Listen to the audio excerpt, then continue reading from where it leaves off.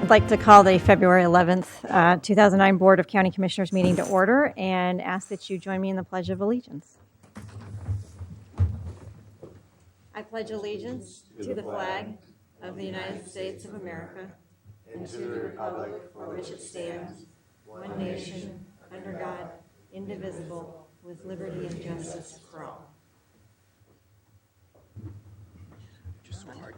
Morning. We'll start our agenda with citizen communication. I have two folks signed up, Shannon Brillant and Cindy Tyree. If you both want to come forward, and you have 3 minutes on the clock. Name and address for the record. Good morning. I'm here again talking about the 6667 postcard. And you know, I do more research and I look at more things. And there were so many compelling reasons for you not to do this. I have a 4-page discussion from the Secretary of State about what the review is for impartiality. There's a 30-page memo from Bill Bradbury in 2004 that discusses more thoroughly the purpose of the ORS. And the fact that you were the only county that did it makes me really ask a lot of questions. Why not err on the side of caution, and why do it at all if there was any question of ethics and morals or legality? And, I wonder if it's poor judgment, poor character, pride, greed, politics. Ma'am, I'm going to have to ask you to be more specific to the issue and not and be more respectful within the confines of the Board of County Commissioners. Okay, so I just have a couple questions. I would like to know who you report to, who's you're accountable to, and these are direct questions that I'd like to have answered. And I'll be back next week, and you can just give them to me then. And also job description. And that's really all I need at this point. Thank you. Okay, thank you. Good morning. Today I'm continuing my thoughts from the last meeting, February 4th, about the mailer that you sent out on Measure 66 and 67. I received a letter dated February 8th from Tim Hyder in the Public and Government Affairs Office. And I see that public employees' time of 40 hours total for 3 employees multiplied by staff wage equals approximately $1,221. Now, staff wage, that doesn't even say whether that includes benefits or employment taxes, which also should be part of an expense calculation. The letter also states that the total cost of the mailing came to $32,288.04, and that includes all attendant expenses, including mailing, postage, and handling. And I'm just wondering if the $1,221 is not included in that figure, and if the figure actually should be $33,509.04 if it's to include the staff time, prorated staff time. because staff time is certainly an expense. So I'm questioning your figure. The last point that I want to make about the letter is that it stated that there was no underlying reasoning for including non-residential recipients in the mailing. And I find this really interesting in light of the fact that the meeting minutes from your work session of December 22nd clearly show that the Secretary of State told you that you can't do an isolated mailing. Unfortunately for the taxpayers whom are stuck with this bill, the minutes don't give the underlying reason that the Secretary of State gave you. So now that I'm done with that letter, I'd like to move on to those meeting minutes that I was talking about from December 22nd. So those meeting minutes, the very first line is that T. Moreland and Gary Schmidt joined the county commissioners for an update on the Measure 66 and 67 mailing. So obviously I need to get the meeting minutes from some previous meetings because this was not the first place that that was discussed. Further, these minutes say that the first and second draft are back from the Secretary of State and are much diluted. I can't wait to see the drafts. I can't wait to see what your intent was. And Commissioner Leiniger said that since it doesn't say much, is it worth the expenditure? Should we do a resolution instead? To that I would say you were probably on the right track.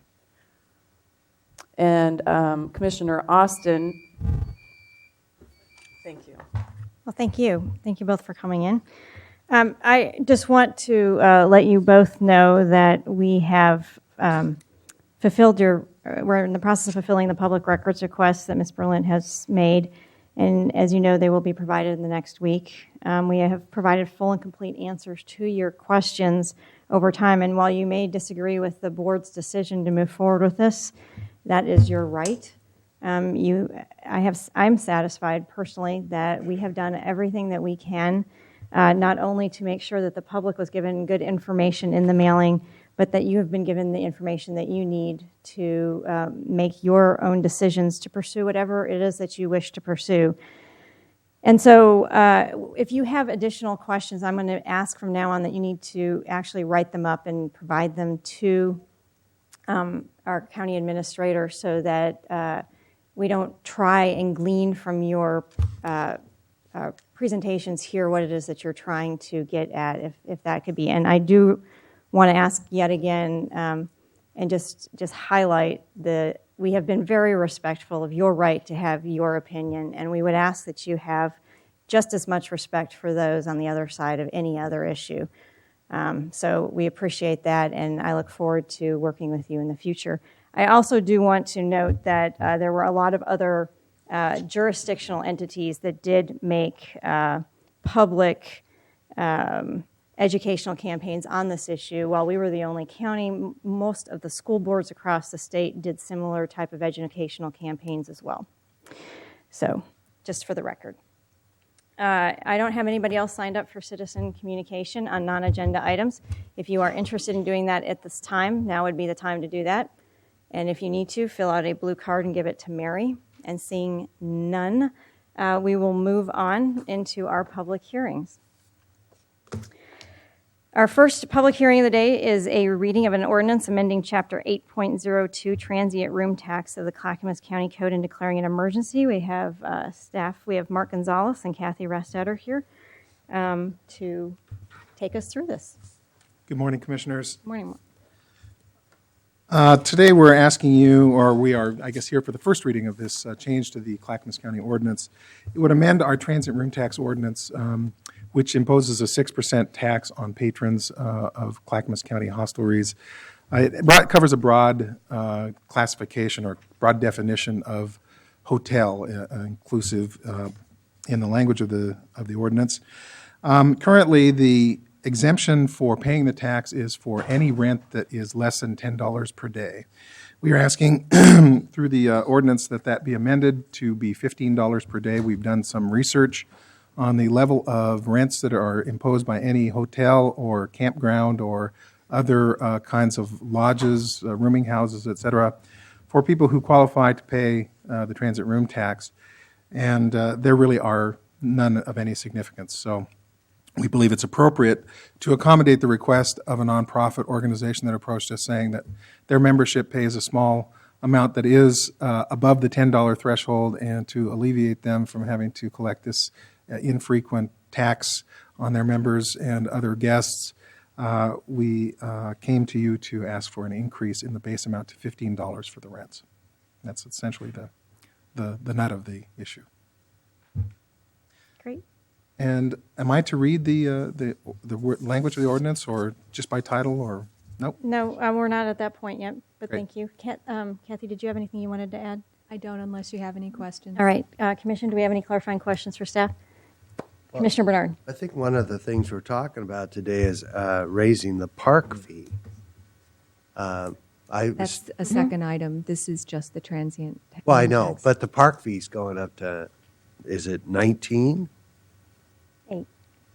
No, isn't it at 8 and it's going up?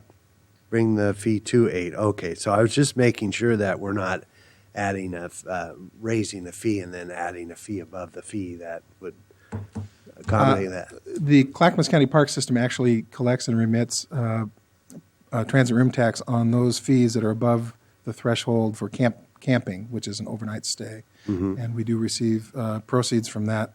All of the transit room tax ordinance proceeds are dedicated to development of tourism within Clackamas County. So there's a relationship between the activity and the beneficiary of it.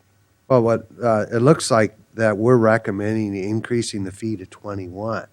So on the next item, isn't that true? It says right here, staff recommends an increase So to 21 a night. I think for what I was campsite. explaining is that the Clackamas County's parks already collect from patrons their the transit room tax, the 6% transit room tax on overnight camping stays, because it is above the current threshold. Okay, but we're raising the threshold to eliminate some of that For- effort, but we're actually raising the overnight fee to 21, which is higher than the threshold that you're creating. So, I mean, Yeah, Do we care? the object of this change to the ordinance was not to alleviate that for Clackamas County parks and campgrounds. Just It was wanna for make sure. the nonprofit organizations. okay, great. Any other clarifying questions? Okay. This is a public hearing, and if anyone wishes to speak, now would be the time to do so. We request that you fill out a blue card, and I believe I don't have anybody signed up for this public hearing on this first public hearing, number 1, on the transient room tax. So if no one comes forward, I will close the public hearing and ask for a motion to read the ordinance by title only. Chair Peterson, I move that we read the ordinance amending Chapter 8.02 Transient Room Tax of Clackamas County Code and declaring an emergency by title only. And I've just read the title. Do we have a second? I second. It's been moved by Commissioner Austin and seconded by Commissioner Leininger that we read the ordinance by title only. Any further discussion? All those in favor say aye. Aye. All those opposed? Abstain? The ayes have it, and the motion is approved. And I will ask the clerk to assign a number and read the ordinance by title only. Thank you. This is going to be ordinance number 02-2010, an ordinance amending Chapter 8.02 Transient Room Tax of the Clackamas County Code and declaring an emergency. Great, thank you. The second reading for this will then be February 25th, 2010, at a regular scheduled business meeting. So with that, thank you. Thank And are you. you both? Oh, okay. Thank you. Good work. Our next public hearing is the park rules and a resolution amending park fees of Clackamas County Code and declaring an emergency. We have Dan Zinzer from the Parks Department and Stephen Lonesberry to help us on this. And the background on this really comes out of a longstanding issues on the Clackamas River as the very thing that we want to have happen, which is for more folks to recreate in Clackamas County, runs into how do we manage the crowds now that really kind of result from really people recreating in Clackamas County, which is what we had wanted to do, but we're trying to manage how we work with those folks and how we manage capacity of not only our parks, but of the river itself. So with that, Dan, would you like to? Stole my whole speech. I'm sorry. Good morning, Commissioners. I'm Dan Zinzer, Director of Business and Community Services. And as you mentioned, we are here today. All of our park rule and regulations and fees are in the county code. So in order to modify those, it takes an amendment to the county code. We had some kind of the perfect storm back in 2007, which brought this all really to focus, and that was that Wednesday, 4th of July, when it was 100 degrees. People were kind of staying in town, so they all flocked to the Clackamas River and county parks. We had some issues with large crowds at that time that were difficult to manage, and the Sheriff's Office responded and tried to help us out with those issues. After that, you put together a group of interest holders, stakeholders along the river and in the park system that we called them CRIC, Clackamas River Issues Consortium. They came up with a proposal for the 2008 season where we would try to voluntarily educate, help people along the rivers. We came up with the EcoZone program. We manned the sites with volunteers and we felt it had a good impact and did a good job. And then in 2009, we tried the same program. I believe it did work well there, but at urging from the Sheriff's Office and some of the neighbors along the rivers, they asked us to beef up the security in the parks. And that's when you got involved and they came to you and requested that we look at ways to do that. The Sheriff's Office didn't have the capabilities to just hire a bunch of more deputies to provide that security. So we've been working with them on a reserve program where we can have sheriff's reserves in the parks, but in order to pay for that cost, it's going to take some modifications to the fees within the parks. So we looked at day use fee increases from $3 to $8. Overnight camp fees that Commissioner Bernard mentioned would go from $19 to $21, and then some increases to our facility rental fees for our reserve picnic areas and for our covered picnic shelters. And in addition to that, we would modify our alcohol ordinance within the parks where alcohol would be banned from the day use areas and would be available only by permit in the group picnic reservation areas and in the campgrounds. So in that's generally what is in this ordinance revision for you today. The proceeds from this increased fee stay in the parks. They go directly to the parks. It would enhance our EcoZone program. It would help hire a couple more rangers in the parks, and it would provide the reserve deputy program for the parks throughout the summer and these fees would be from Memorial Day to Labor Day. That's our fee schedule time for the parks, and there's no charges outside of those times. Right. Any clarifying questions? Comments? Just maybe a comment, Chair Peterson. I think this is a great move forward for us. I think this probably won't be the end all because as we see more population coming into the county, we're going to continue to grow and people love to use the river. So we'll probably still have issues that we need to deal with in the future in terms of do we have enough parking? Do we need a shuttle service? And maybe there are entrepreneurs out there who'd be willing to look at some of these issues because the Carver Boat Ramp area, that parking lot only has so much capacity. And when people use the park, they drop off a car at Carver, and then they drop off another one, and they're shuttling back and forth. It just simply increases the traffic on the road as well, too. So there may be some other innovative things, but I think this is a great first step to do the right thing to protect public safety as well as the uses of the beautiful Clackamas River, too. So I think it's a good thing we're doing. Commissioners? All right. Ask for once, my esteemed counsel has pointed out two little word changes that we would like to amend in the ordinance amendment. And one is in section 6.06.07.01, where we refer to reserving a group area. We would like to modify that to a group picnic area. And then on the fee schedule, we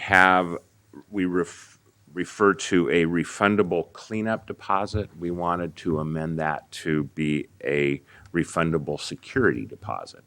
And that will be for any reserved picnic areas. There will be a security deposit that they place at the time they enter the park, and then once they leave the park, it's refundable. So instead of just cleanup, it's security. Right. Commissioner Bernard?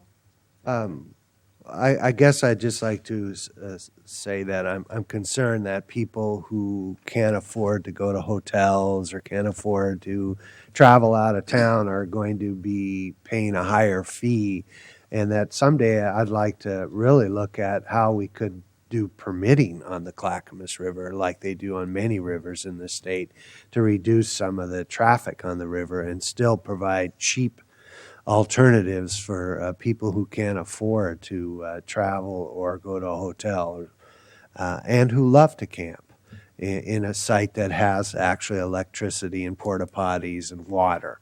So I think this is a good start, a good temporary fix, but someday I'd like to see some permitting process on the river. Of course, And as we've discussed in some of the study sessions, there's so many owners, and the river is the jurisdiction of the state, so we have to involve Division of State Lands, Oregon State Marine Board, state more parks, complicated. private property owners, and so forth. So Right. it's a big project, but we're looking into it.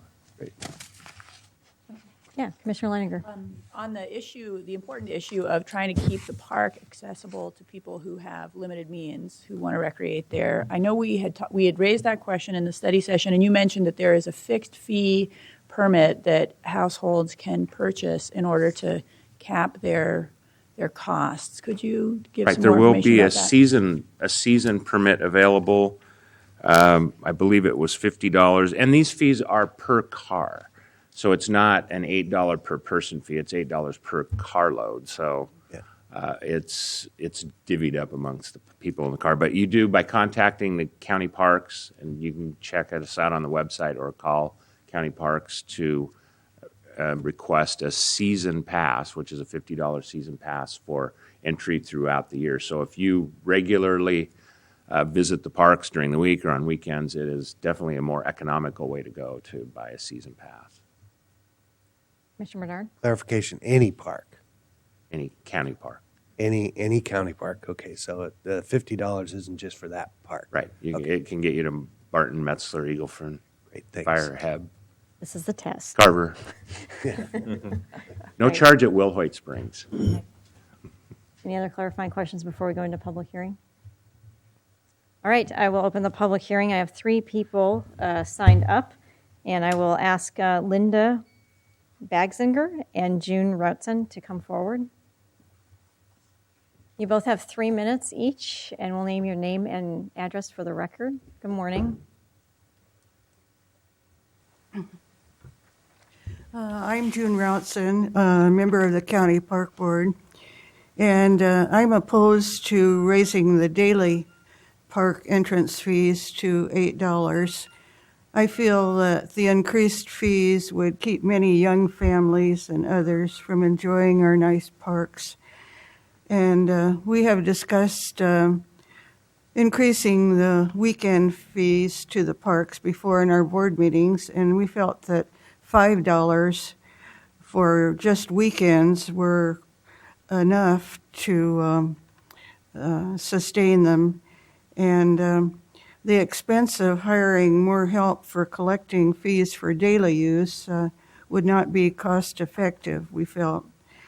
And I feel the $8 daily fee would keep larger groups away from them too. So I oppose the fee of $8, and I think it should just be on weekends. Great, thank you for coming in. June? I'm Linda Basinger. I'm sorry, I got it mixed up. Okay, I'm Linda Basinger. I'm also on the Parks Advisory Committee. I live in Oregon City, 516th First Avenue in Oregon City. I think the county parks are a great idea, and I think Clackamas County parks are the best idea. But I don't agree with the $8 fee per car. We've got tough economical times out there. That raises the county fees above those of the state parks that we have, and I just don't think that's a good idea. $5 will meet the requirement. We have the increase from $19 to $21 for the overnight reservations, but I just think that's too high to have up there. I've also served on the committees that they had with the incidents we've had in 2007. I also volunteer my time to go out there on Sundays with the eco people and there at Carver when people come through. I've only seen one drunk, intoxicated person come down when I've been there. The sheriffs were there issuing tickets for over parking. I just don't think there's a need to take the alcohol out of the parks as well. For people who are spending their nights in the RV, that means they can't have a glass of wine there. People, camping overnight as well. So I don't think the banning the alcohol in those parks is a good idea, nor do I recommend decreasing the fees either. Thank you. Thank you both You for have a coming in. very active park advisory board that We we do. really appreciate, and I was Linda and just- June and everything they do, so. I was just going to thank them. I know that there is a diversity of feelings on how best to achieve the outcome that I think we all want, which is just better increased safety as well as managing the crowd. So we appreciate you coming in. Kevin Phillips is also signed up. Good morning, Kevin. Morning, Commissioners. My name is Kevin Phillips. I reside at 24410 South Beaver Creek Road in Beaver Creek. I want to talk a little bit about the increased entry fee per vehicle. Back on December the 22nd, staff's recommendation then, out of 3 options, I won't read them, but I'll read their recommendation. It was staff respectfully recommends an increase in park day use fee from $3 to $5, with the increased revenues used to enhance the EcoZone program, increase park staffing levels at Barton and Carver parks, add automated park entry fee collection machines at both parks, and modify the alcohol policy so that alcohol is only allowed within the parks with a special permit. The ordinance takes care of the alcohol issue. I think it's reasonable. I don't think the $8 increase is reasonable. If you package it as a van full of people, 15 or more, or a group of people coming in the park, and they're all going to divvy up $1, that may seem reasonable. If you package it as a single parent who's struggling, wants to take their daughter who they have visitation with to the park to enjoy it, I don't think that's reasonable. We said the Pledge of Allegiance before we started the meeting. I'd just like to see justice for all and an equal opportunity to access the parks that are the people's parks. The county simply manages them and tries to make them clean and secure. I like to go down there occasionally and drive through on my motorcycle and just observe people having fun. $8 to do that, to go in and out, just seems a little unreasonable. Thank you. I do have an alternative request. Perhaps if $8 is not reasonable, even though I don't agree that 6 would be, I'd ask you to take that back and consider making it $6 instead of the $8. Thank you. Thank you, Kevin. All right. I don't have anybody else signed up with blue cards for the public hearing. If you want to testify on this issue, now would be the time to come forward. And seeing none, I will close the public hearing on this and move on to asking for a motion to read the ordinance as amended by title only. Okay, Chair Peterson, I move that we read the ordinance amending Chapter 6.06 Park Rules and a resolution amending park fees of the Clackamas County Code and declaring an emergency by title only, and that's as we amended it this morning with those little changes. Great. It's been, do I have a second? second. I'm thinking. Go ahead. It's been moved by Commissioner Austin and seconded by Commissioner Leininger that we read the ordinance as amended by title only. Is there any further discussion? Commissioner Bernard? I'm going to vote no on this. I know this is odd, but I'm going to vote no on this because I'd like to see it phased in. I talked to a number of the Parks Board members who have come to see me about this, and I think that in this economy, that big a jump that quickly is pretty high. I'd like to see a $5, and then the following year we could consider increasing it again. So I agree that we need to prevent alcohol during certain times, and I'm concerned about having a glass of wine, but I don't see this enforcement crowd or Black Hawk helicopters flying in tackling people because they're having a glass of wine in their tent or on the picnic table in the camping area. I think the real purpose of this is to prevent people taking cases of beer onto their boat and heading down the river. So I'm going to vote no on this, and I would offer a friendly amendment that we increase the fee this year to $5 and consider again in 2011 an increase to accommodate increased staff. And anyway, that's my friendly amendment. Comments? Chair Peterson, I think we're only looking at the first reading today. We'll have another opportunity on the 25th, and I think there'll be ample opportunity to maybe tweak things before or at that final reading time point, I think. So I like the idea of what I heard about, maybe we go somewhere in between. Maybe a $6 fee would be more reasonable, but on the other hand, then we may not take care of all the public safety needs that we need. So that's one of the things I'll be thinking about, too, in terms of, what we really need to protect the public, and it's always difficult to be raising fees at almost any time. So, that's something that I'll be thinking about between now and then, but I think I'm still supportive of this particular ordinance. Commissioner Leininger? I recall in the study session that we had that the way we arrived at the $8 fee was because we were trying to back out what the added cost of enhancing the security on the river would be. And so, if there were no basis for why we can aid, it would be one thing. But I think that, in this tight economic time when we're really trying to make sure that we have money to devote to public safety and human services, I think it's a good idea to try to figure out what our costs will be and then try to meet those costs with the fee increase. So I'd be happy to talk about it more, but that was the rationale by which we got to $8. Am I right? And if you recall in the study session, the difference between the 5 and 8 was the Sheriff's Reserve Security Program.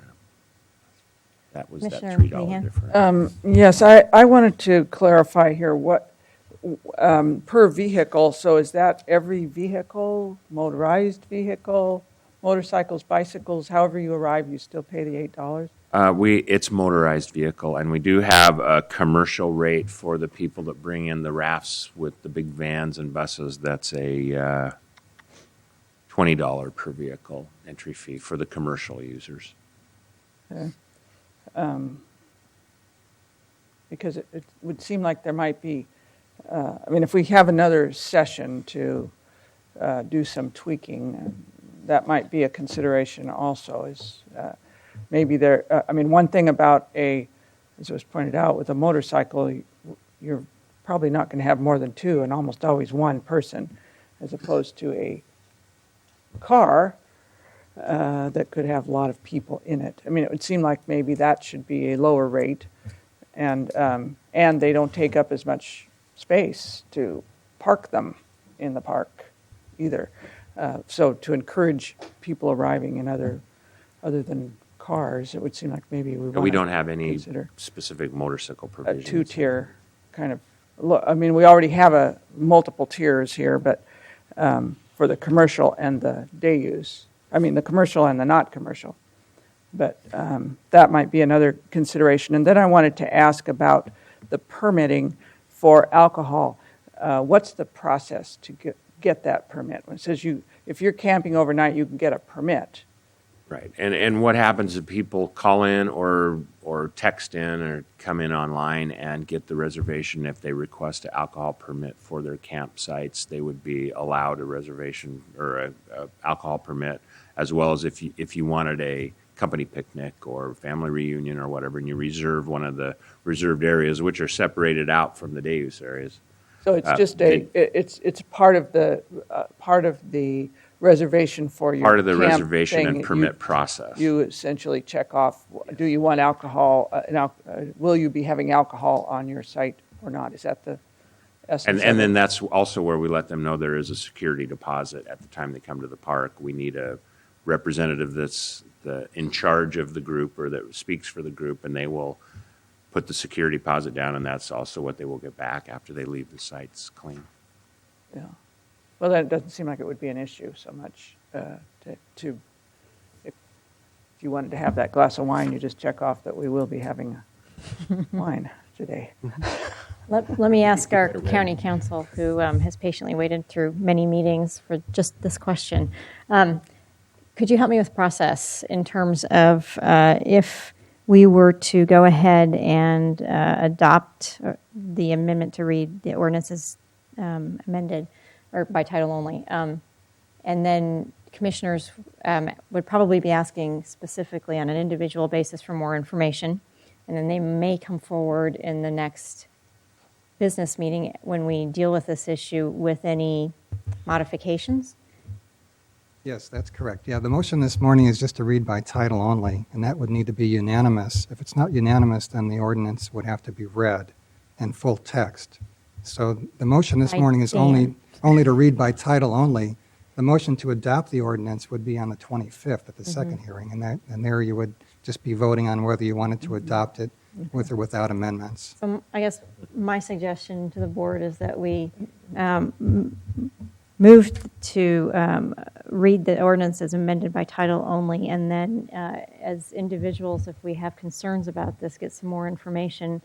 And then if there's any suggested changes, we come forward with them at the next board meeting where we discuss this, which is right now scheduled for February 25th. If there is a consensus of a change, can we just modify the ordinance and bring it back on the 25th with those changes? Yes, if the ordinance is amended on the 25th, you would just read the amended text. Okay. Show the changes. All right.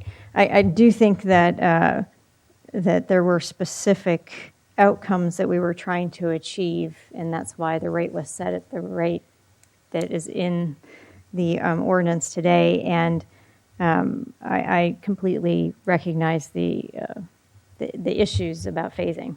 And I think that's valid, but I think we should make sure that we know what the impacts are then of what we cannot purchase in terms of public safety for the public if we were to do that, and what a ramp up would mean.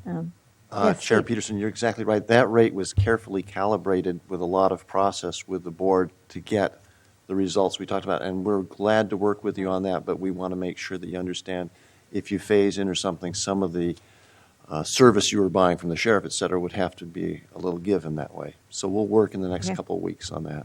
So if that's amenable to the board, I would, if there's any further discussion, I would just ask. Oh, Chair Peterson, I just There's wanted further discussion. I just wanted to make a comment that I'm very appreciative of all the hard work our staff have done on this issue, and really a difficult one to be looking at raising rates. And it is outcome based, but there may be some other things we can do between now and then. Very appreciative of the folks who came in to comment, and we're hearing that the fees may be slightly higher than they would expect. So I think we need to listen and see what is the art of the possible between now and the 25th. So. Okay, great. There's no further discussion. I'll ask for a motion to read the ordinance as amended by title only. There was already a motion. Oh, there was? You just need to call That's the roll. right. Thank you. Actually, I guess I need to make a comment. So that Okay, if I Commissioner vote Bernard. no, then we have to read the entire ordinance. Yeah. If I vote yes, it just moves on to the next meeting, and in the next meeting, we can amend the ordinance. And would we have to read just the amendments to the ordinance Correct. That's versus correct. reading the entire? How long would this take? See if there's a bargain. Is it the whole county code or just 6.06? Just the sections that are being amended. You would just need to read the sections being amended this morning. So if you didn't I vote am yes. going to change my vote to yes, and then so we can talk next week or whatever and see if Fabulous. maybe we can adjust that price a little bit, okay? All right, thank you. All right, with that, there's been a motion and a second, so I will call for a vote. All of those in favor say aye. Aye. All those opposed? All those abstaining? All right, it is unanimous. And I will ask the clerk to assign a number and read the ordinance by title only.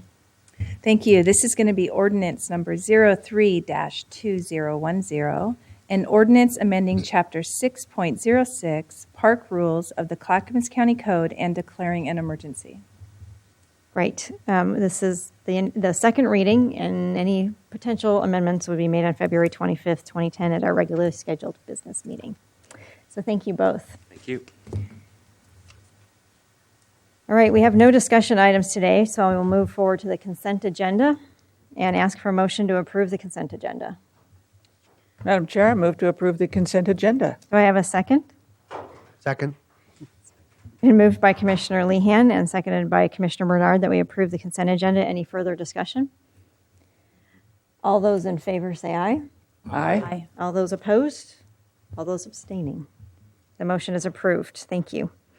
We're on to Commissioner Communication. Who would like to go? Commissioner Bernard? I'd be happy to. One thing, I have a couple of congratulatory statements. League of Women's Voters is celebrating their 90th birthday. The League was created in 1920 to improve our system of government, impact public policy through citizen education and advocacy.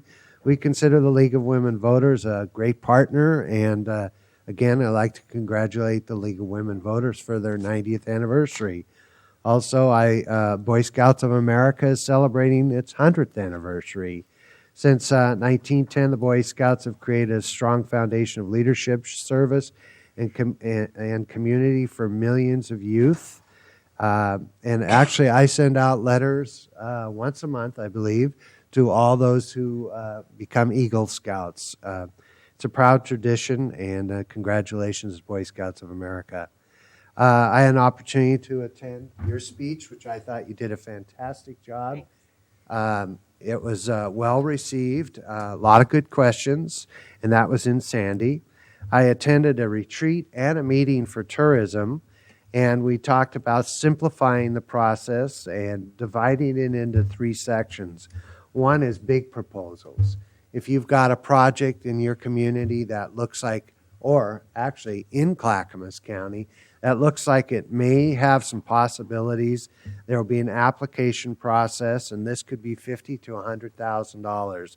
These are obviously funded by room tax.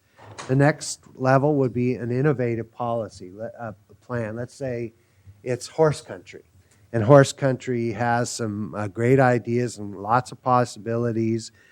You would fill out an application that would be a little bit simpler than the big policy, the big proposal, and that would give you an opportunity to go in front of the board and ask for some money to get your project going. And the final one is called, it's a TAP program, and it's a tourism action plan that every community has, and for a long time it's been very difficult to get any money out of that program.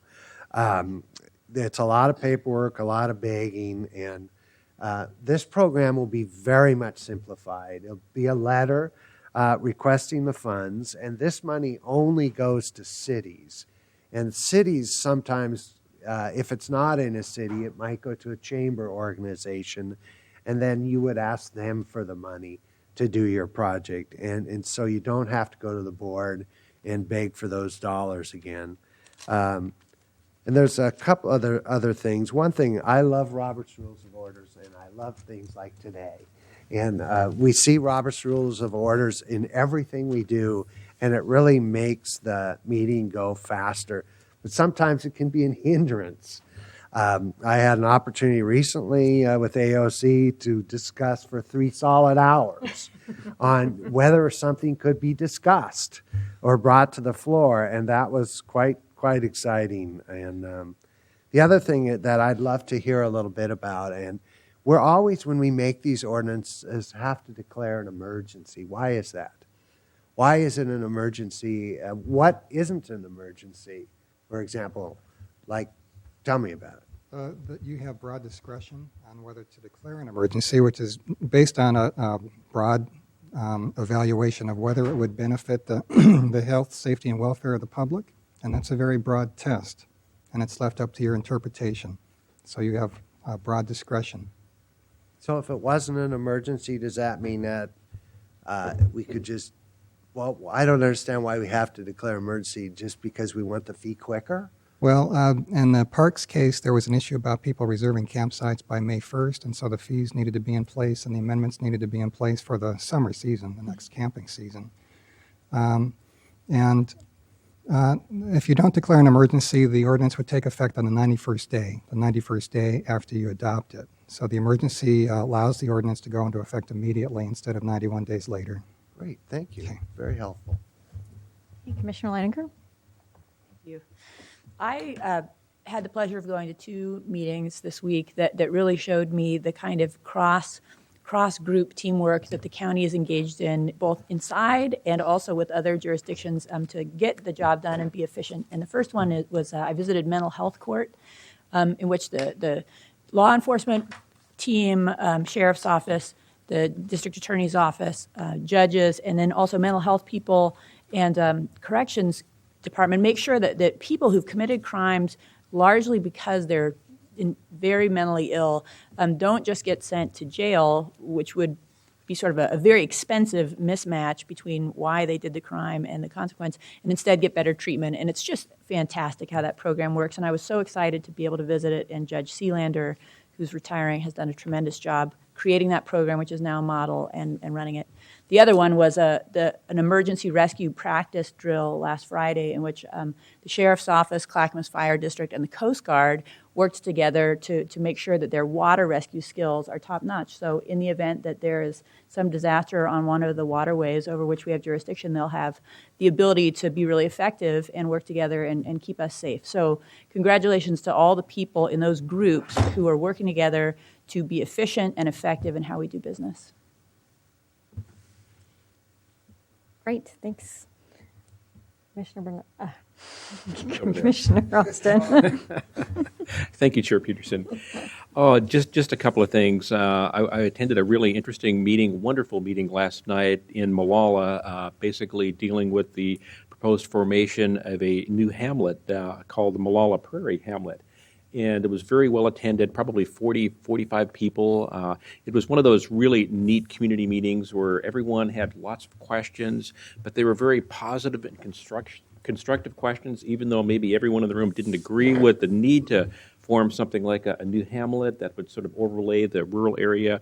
There were a lot of folks who were really, really active in talking about the ways in which it would really be helpful for the community to be able to reach out to many of the seniors, provide additional services possibly, do some events, do some ag-related events as well. So great turnout. There will be an election for that hamlet board for those folks within the designated area around Molalla. I think it's coming up on March 10th at the Molalla Library.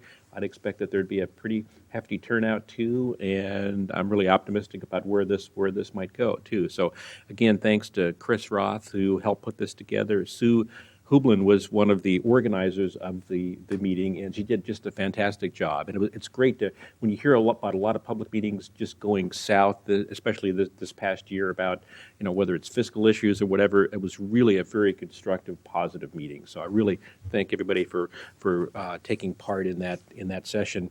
Wanted to remind people, too, that we're doing what we used to do in terms of a state of the county on Tuesday, February 23rd. So if you want to get plugged in, we'll be here at 7 p.m. You'll have an opportunity to even get online, voice your questions to us. You'll hear about our goals for this coming year, as well as our accomplishments from last year. So it'll be a really different type of an event. So we're hoping it'll be very successful. So please don't forget to tune in, 7 p.m., February 23rd. And where can we tune in, Commissioner? We can tune in to our, you can do it via email. You can do it by going to our www.clackamas.us/plugged-in to be able to do that. You can email questions to us at there. If you look at the screen, all that information is there. So we're hoping that we have a great turnout. It's an experiment this year, so we'll see how this works. But It'll be live on the Clackamas County Government Channel. Government channel. So and if you have live that, video streaming. yes, very good. Very cool. Thank you. Commissioner Lehan. Yes, I promised to very soon stop talking about urban-rural reserves, but not just yet. Now, I refrained last week and I said nothing about it. So, but on Monday we had what I believe was the last meeting of the Core Four, the three counties and Metro who have been the representatives of that have been getting together for the last 2 years, and forwarded a map that has tentative agreement on about 98% of it, and the remaining parts that there was not agreement on are moving forward to be negotiated between the individual county and Metro. So we're in that phase right now, and then we will come back together again for,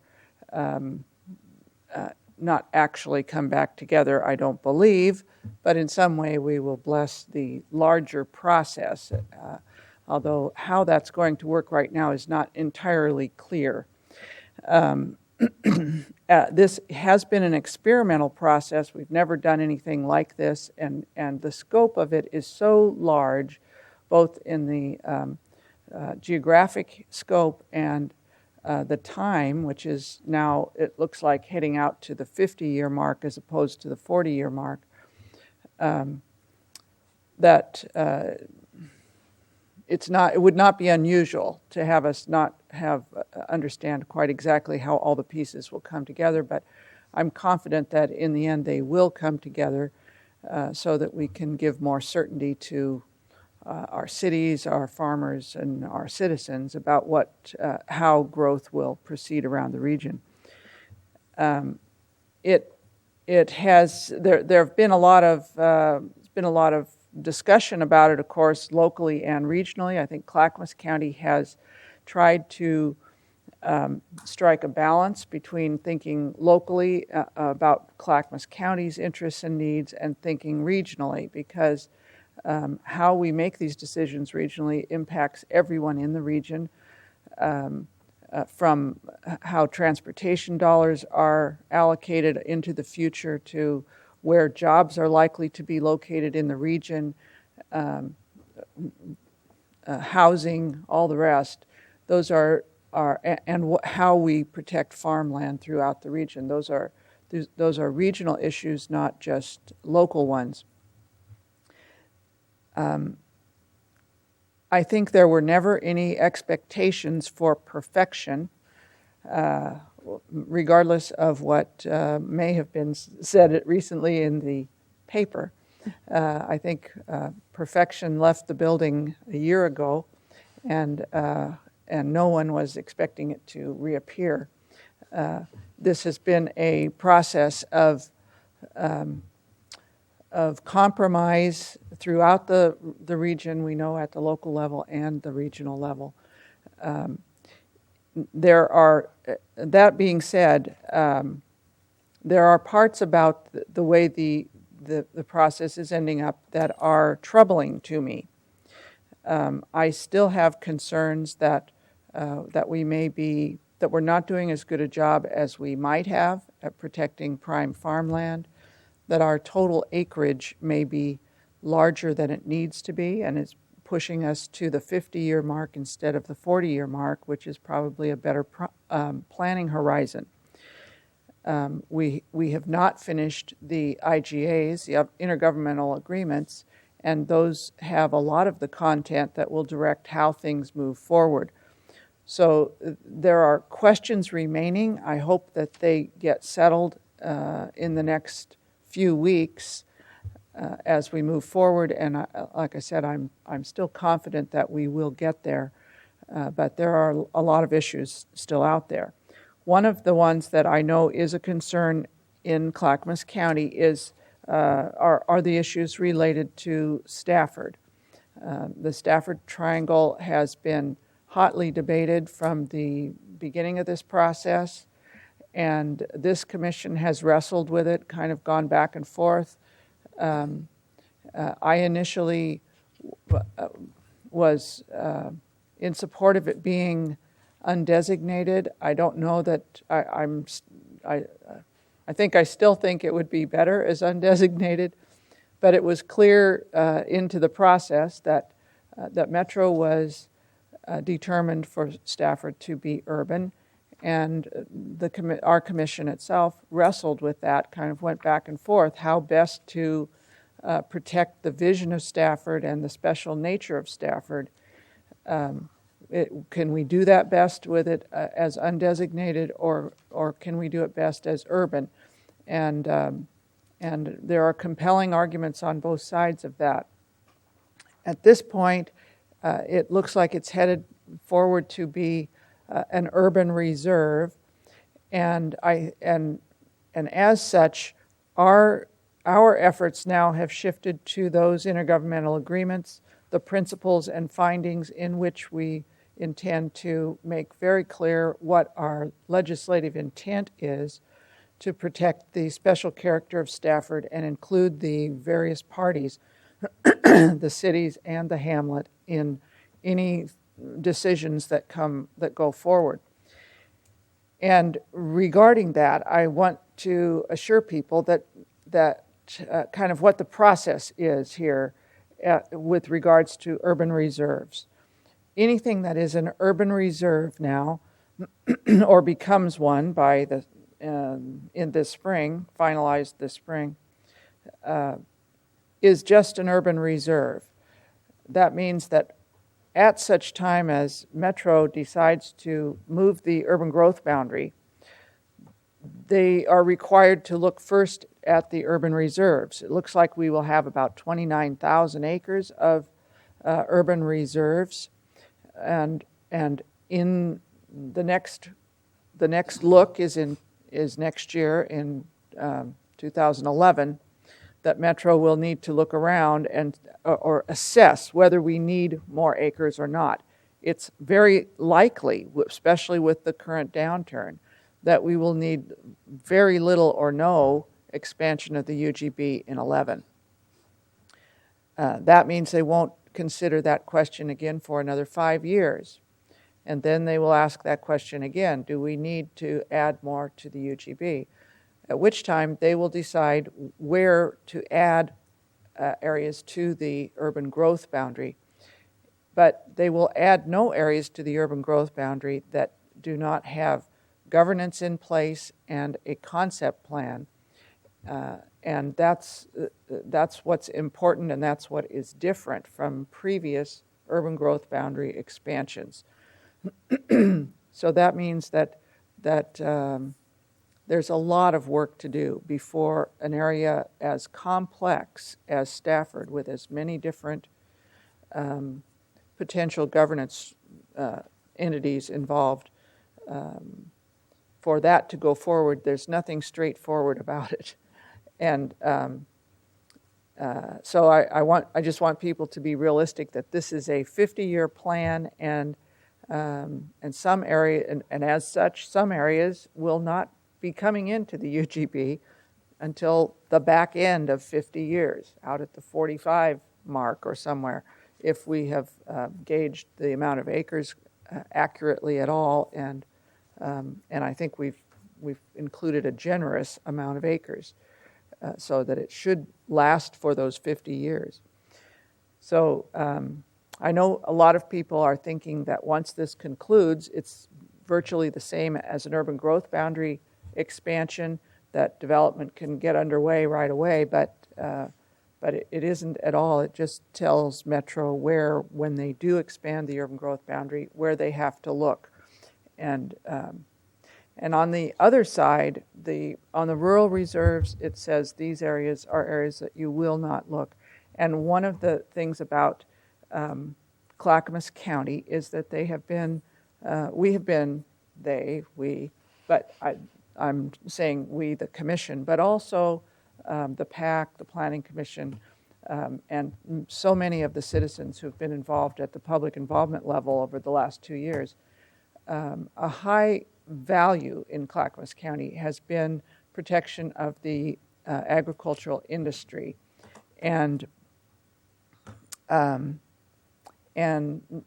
important that is to our county for food security, for our economy, and how important it is to the region.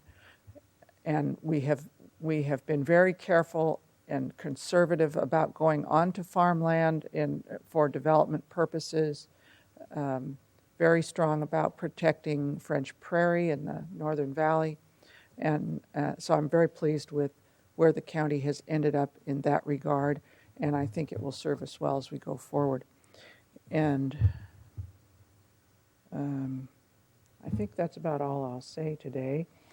I promise not to be this long again, but I believe this is kind of the wrap-up, that we will have these tag-in things coming along, and I don't mean to say everything is said and done, because there are a number of issues where it could still unravel. But I think that there is movement to conclude it here in the next few weeks. It's a lot of work, and your attention to detail on this is extremely appreciated by the entire board and staff.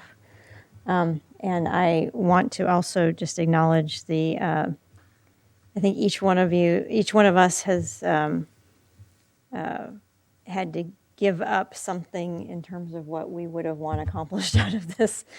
So it wasn't just the region compromising, it was each individual on each board and every city council that has had to make a compromise on this. And I think we all in this county trust you to be able to make those trade-offs, and have really been able to do that because of your increased communication with the cities and the hamlets and the CPOs and individual property owners who are interested in all this. And that's a lot of time and communication, but your attention to that detail is much appreciated. Thank you. And yes, Commissioner Bernard. And I don't remember you saying this. So after this adopted, is there a check-in?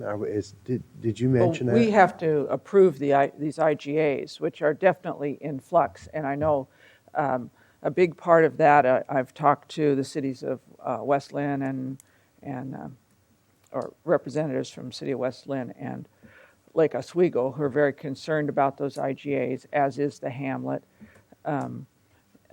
And we have ongoing discussions. I know that our attorneys are working on them, and we have to, of course, it's an intergovernmental agreement, so we have to negotiate that with the Metro attorneys and come up with something that puts the protections in place, especially for, and it's not just for Stafford, but some of the other sensitive areas that are now included in urban growth boundaries, like the buttes out by Boring, Newell Creek Canyon, that Oregon City's very, very concerned about now being in an urban growth boundary.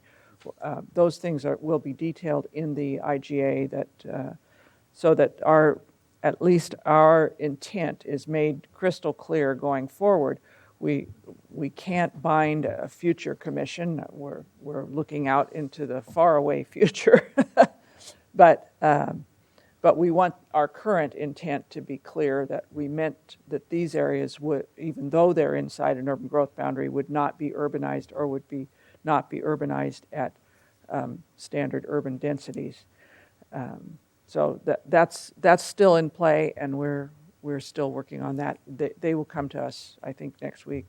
What about if 20 years out, population has increased so high that maybe we were wrong? Yeah. Is there an opportunity to relook at it? At the 20-year mark, there will be another look. they could, if all four governments agree, but all four governments would need to agree, they could look at it before 20 years.